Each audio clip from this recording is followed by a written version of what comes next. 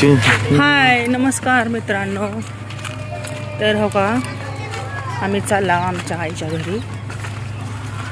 तर बघू मम्मी आमची काय करते.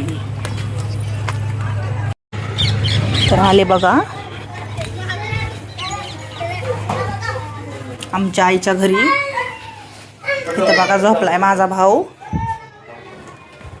ननिया काय करायला? चहा प्याला का? चहा प्याला का? चहा काय करायला लागलाय?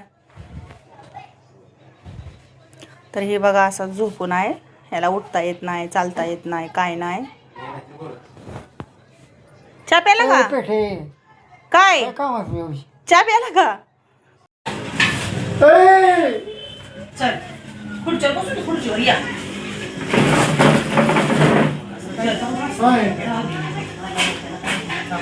पाय खाली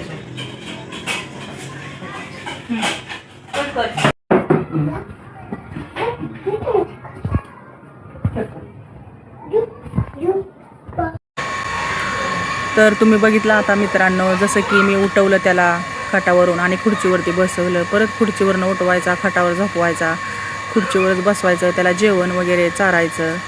असंच चाललंय. आम्ही त्याला खूप दवाखाने केलेत.